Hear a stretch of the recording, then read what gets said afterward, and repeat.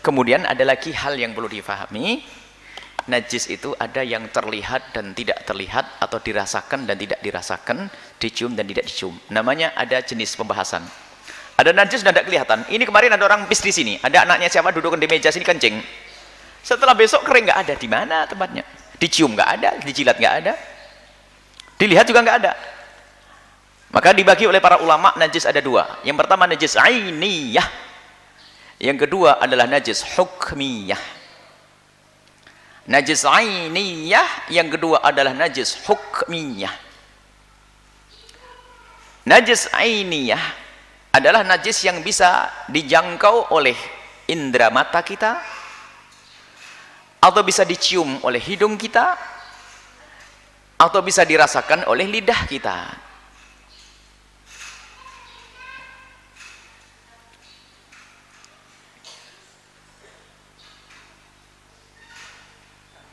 Baik, artinya apa? Jika ada sesuatu kamu mencium, pesing, berarti kena apa? Kena kencing. Lagi sujud di sajadah, baunya pesing, pas.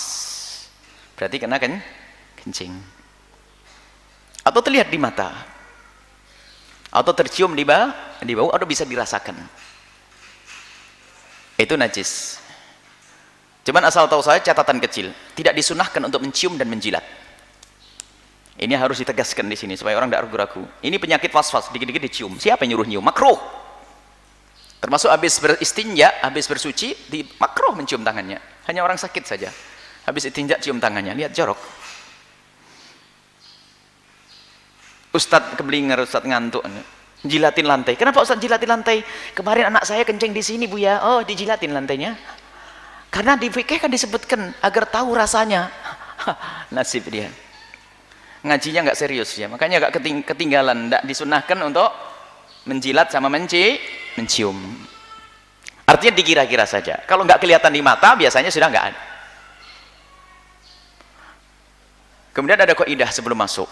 Segala sesuatu di bentangan dunia ini, terbentang di dunia, semuanya aslinya adalah suci. Al-asl toharoh, aslinya suci. Artinya kamu harus meyakini semua yang terhampar di jagat raya ini adalah semuanya adalah aslinya suci. Yakin atau tidak? Harus ya, yakin. Sudah. Semua yang di atas bumi ini adalah suci. Bahkan rembulan sana di atas langit, rembulan sana. Jadi hamparan itu adalah suci dan tidak akan berubah menjadi najis kecuali dengan yakin juga. Kecuali kena 7 tadi menjadi yakin. Kalau nggak yakin, kamu nggak usah ragu, nggak usah menduga-duga. Misalnya kamu masuk rumah baru, miliknya orang Kristen. Coba kaidahnya, bumi Allah suci tidak? Lantai suci atau tidak? Rumah suci atau tidak? Baik.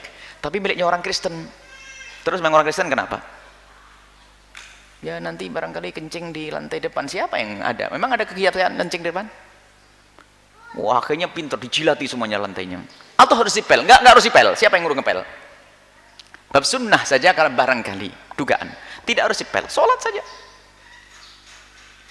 Jadi kalau kamu bangun rumah biarpun belum dipel sudah suci. Justru aslinya adalah suci.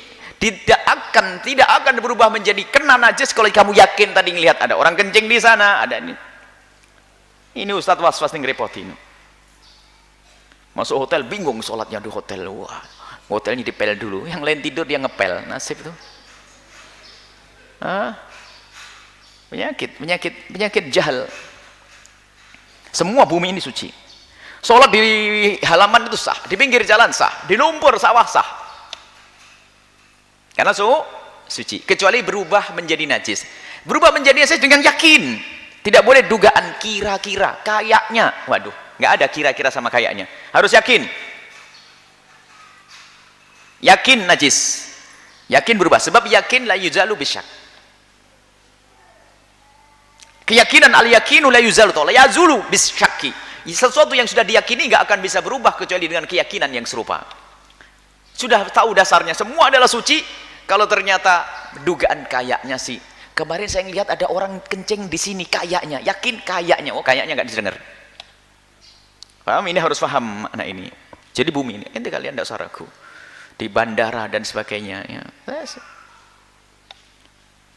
Biasanya ngepelnya itu nggak ngerti ilmunya, ditanya dulu bener nggak ngepelnya enggak. Dan tanya pun nggak harus, jangan ngepelnya salah, kecuali kamu tahu betul pel yang dibuat untuk membersihkan kencing dikeluarkan untuk ngepel lantai, lalu kamu melihat yakin, nggak boleh. Kalau nggak tahu jangan banyak tanya, tanya sendiri adalah tidak diperkenankan. Suatu ketika Rasul dengan Sayyidina Umar jalan, ada percikan dari atas. Sayyidina Umar bertanya, "Bu, ini air apa?" Rasul mengatakan, "Jangan dijawab." Iseng banyak tanya. Kalau di jalan adalah umumnya adalah jalan. Misalnya sampai suatu kita ada contoh, malam-malam kamu jalan di tengah jalan, nggak pakai sandal. Habis itu nginjek, wah ini becek, nginjek apa ya di kaki ini? Dilihat ada pohon, oh ada pohon-pohonan, oh, paling buah, ini buah pace kayaknya, gitu aja sudah. Nah, sudah lang digesek-gesek pakai tangan, sudah jalannya aja, ada mikirin, nggak usah mikir, jangan-jangan empuk. Siapa empuk di pinggir jalan? Nggak ada. Gosok kakinya, digosok, jalan sudah langsung masuk sholat, aman. Nggak usah kena was-was. Kalau seandainya pun itu kotoran beneran, dimaafkan. Karena apa? Tidak disuruh kita mencari-cari. Nggak usah was-was, bersihin aja, gosok-gosok pakai debu, sudah lah. Semoga itu adalah buah paha atau tomat. Sekarang tomat kan murah, biasanya orang buat jalan itu. Tomat, itu. Sampai yakinnya dibersih-bersihin, selesai. Nggak usah kena was-was. Nasibnya orang was-was tuh lihat. Apa ini? Akhirnya Allah, was-was ini ustadz was-was, sok ahli khusyuk. Akhirnya diusap pakai tangannya, dicium, astagfirullahaladzim, kena empuk. Berapa najisnya? Di kaki najis, tangannya najis, hidungnya najis, kopiahnya najis, lengkap. Karena dia apa? Was-was, sakit.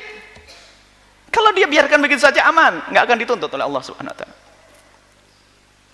Di kamar mandi dan sebagainya, was-was, kamar mandi bersih dan sebagainya, gantung sehat, jatuh di kamar mandi yang bagus, bukan kamar mandi yang jelas kelihatan pup dan sebagainya. Kamar mandi bersih, biasanya orang rapi dan sebagainya, basuh, jatuh, aduh sorban saya jatuh, basah, najis atau tidak?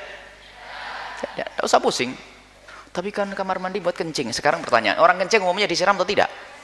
Hanya anjing saja kalau kencing tidak disiram. Ini loh ilmu ini yang bikin orang aman. Kadang was-was sampai jalan jinjit, apalagi pakai sandal tahun 80, sandalnya sudah gerowong begitu, kena was-was. Hati-hati. Rumah bagus-bagus, kelompennya tinggi-tinggi 6 cm itu, karena takut kena najis, kepleset, masuk rumah sakit gara-gara kelompen ketinggian. Ayo hidup pakai was-was, tidak usah was-was. Sudah selesai, aman. Ini keyakinan ini biar enak.